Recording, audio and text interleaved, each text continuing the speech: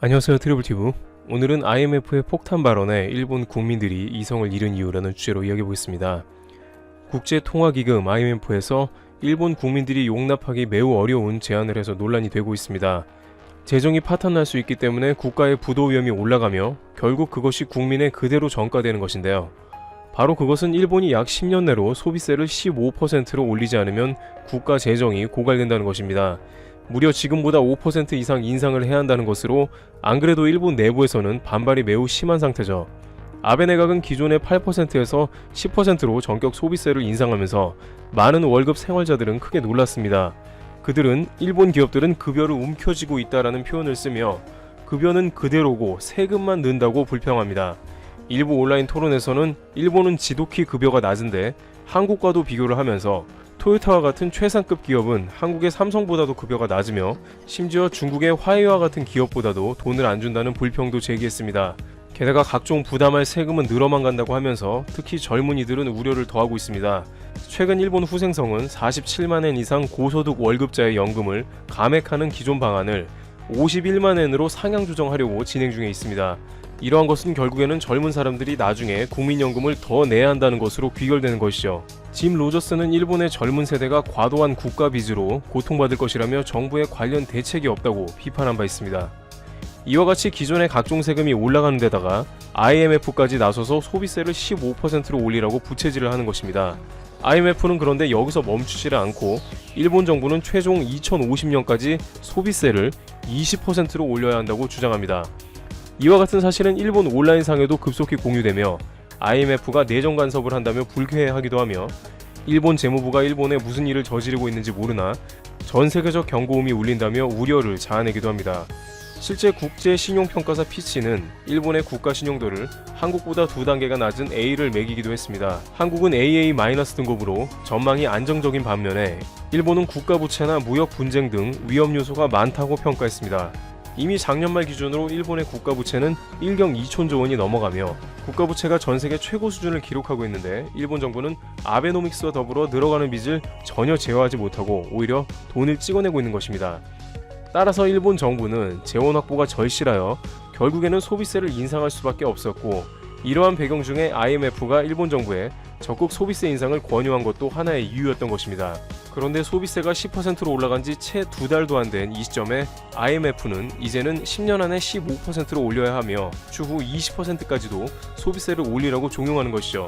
그만큼 일본 국가 재정이 불안정하며 세계적인 금융 불안이 일본으로부터 나올 수 있어 경고하는 것입니다.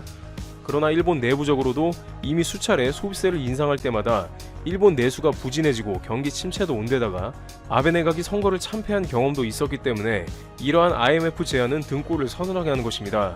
지금껏 아베노믹스를 칭찬하던 일본 경제 매체들조차 이제 그러한 효과에 의문을 제기하며 불안해하는 상황입니다. 계속해서 엔화를 찍어내는 일본 정부에 IMF가 극단의 조치를 주문한 가운데 긴장감이 더해가고 있습니다. 트리블티브 여기서 마치겠습니다. 감사합니다. 정부가 국내 마스크 수급 상황 안정에 따라 해외로 입양된 한인 등 재외 동포에 대한 마스크 무료 제공을 추진한다. 앞서 정부는 지난달 24일부터 해외에 거주하는 한국 국적의 가족에게 한 달에 8장 이내의 마스크를 국제 우편으로 보내는 것을 허용했다. 하지만 한국에 가족이 없는 입양인이나 독거노인 등 방역 취약계층의 안전을 우려해 이 같은 대책을 내놨다. 28일 외교부는 취약층은 해외에 입양됐거나 나이가 많은 독거노인은 공적인 부분에서 도와줄 필요가 있다면서 마스크 구매가 불가능한 나라의 재외 동포에 대해서는 실비로 마스크를 구매할 수 있는 여건을 마련해주고 있지만 입양인처럼 아주 취약한 계층에는 마스크 무료 배분을 검토하고 있다고 밝혔다. 현재 신종 코로나 바이러스 감염증의 전 세계적 확산에 따라 다수의 국가에서는 마스크 구매 자체가 힘든 상황이다. 또 재고가 있다고 하더라도 품질을 보장할 수 없는 경우가 다반사다. 특히 입양인이나 혼자 사는 노인 등은 경제적으로 어려울 뿐만 아니라 도움을 청할 곳이 없어 개인 방역에 더욱 취약하다. 이에 정부는 코로나19 신규 확진자가 10명 내외를 유지하고 있고 마스크 수급도 원활해진 만큼 재외 동포 지원에 나서야 한다고 판단한 것으로 관측된다. 다만 한꺼번에 많은 양의 마스크가 반출되는 것을 방지한다는 입장이다. 이와 별개로 정부는 경제적 형편이 어렵지 않더라도 한국에 가족이 없거나 현지 마스크 구매가 불가능한 경우 한국에서 마스크를 구할 수 있도록 지원하고 있다. 재외공관에서 지역 한인회와 국내 마스크 생산업체를 연결해주고 외교부는 마스크 수출에 필요한 반출 승인을 지원하는 방식이다. 한국산 마스크 수출은 아직 원칙적으로 금지된 상황이지만 예외를 둔 것이다. 주벨기의 이환국 대사관은 지난 23일 한국에서 방역 마스크 4,000매를 수령해 벨기에와 룩셈부르크의 재외 국민에게 전달했다. 또 주독일 대사관에서는 일반 의료용 마스크 5,000장을 확보해 65세 이상과 기저질환이 있는 재외동포에 우선 지원하기로 했다. 미국 뉴욕타임스는 한국 정부의 적극적인 시장 개입으로 마스크 공급 부족 위기를 해결했다고 전했다. 뉴욕타임스뿐만 아니라 미국 CNN, 영국 BBC, 독일 슈피겔, 프랑스 르몽드 등 권위 있는 해외 언론 다수가 한국 사례를 조명하면서 마스크 생산과 유통에 정부가 개입해야 한다는 주장이 이어졌다.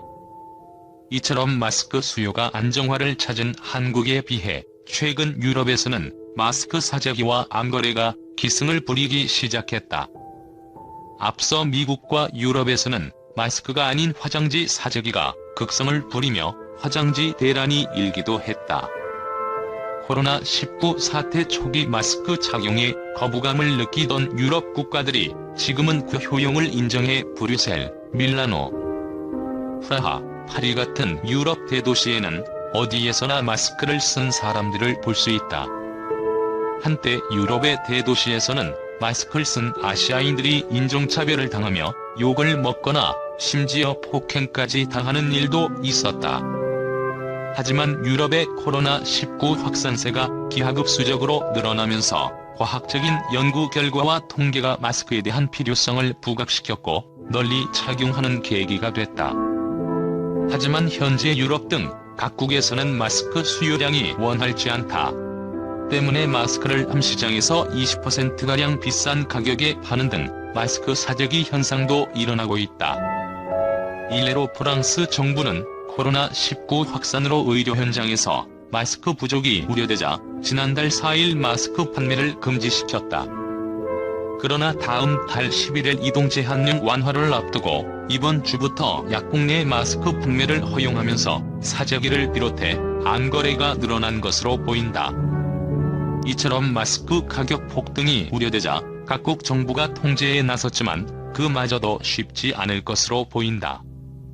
한편 문재인 대통령은 24일 희생에 보답하는 차원에서 우리 정부가 한국전쟁 참전국들의 마스크를 지원하는 방안을 검토 중에 있다고 밝혔다.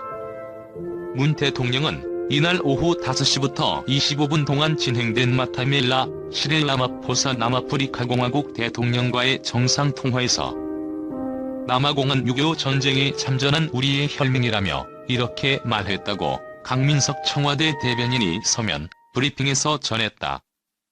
정부는 신종 코로나 바이러스 감염증을 극복하기 위한 국제사회와의 연대, 협력의 일환으로 마스크 수급에 어려움을 겪고 있는 국가들에 한해 인도적 지원을 검토하고 있다. 특히 남아공, 필리핀, 토고, 에티오피아 등 6.25 전쟁에 전투부대를 파견했던 17개 참전국 위주로 국내 수급 여건의 확보 상황에 따라 마스크 지원을 적극 검토한다는 방침이다. 28일 한국거래소에 따르면 지난 2월 코로나19 감염증의 확산 방지를 위해 지역아동센터 및 한부모가정 아동 등 취약계층 아동 1,450명에게 마스크 3만 장과 개인 손세정제 등 개인위생 물품을 후원했다. 후원 대상은 지역아동센터 35개소의 이용아동을 비롯해 거래소 임직원들이 매월 결연하여 후원하는 한부모가정 아동 100명, 부산 지역그룹 홈아동 약 300여 명 등 총 1,450명의 취약계층 아동 등이다. 지난 3월 3일 증권시장 개소 기념일에는 코로나19로 매출이 급감한 농가를 돕기 위해 부산 대저지역 농산물인 토마토를 구입, 증권사 등 업무 유공자에게 기념품으로 전달했다. 아울러 부산 지역 코로나19 확산 방지 및 피해 지원을 위해 1억 원을 부산 사회복지공동모금회에 긴급 지원했다. 후원금은 부산 지역 취약계층의 개인위생 물품, 생필품 및 소독방역 서비스에 사용되었다. 정지원 한국거래소은 꽃선물 리레이 캠페인에 동참하기도 했다.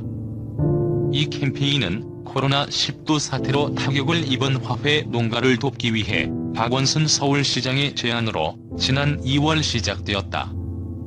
한국거래소는 이달에도 전국 한부모 가정 100명 아동에게 온라인 수업 준비를 위한 PC 100대를 각 가정에 긴급 후원했다.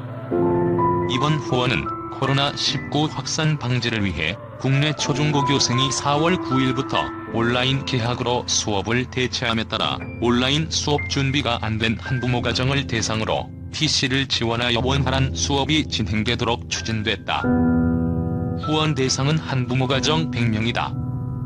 정지원 이사장은 코로나19 확산으로 소상공인, 지역사회 취약계층에 대한 관심과 후원이 그 어느 때보다 필요한 상황이라며 거래소는 앞으로도 코로나19 확산과 피해 방지를 위해 노력하며 우리 사회 어려운 환경에 처한 분들에게 도움이 될 수 있는 지속적인 후원 활동을 이어갈 것이라고 말했다.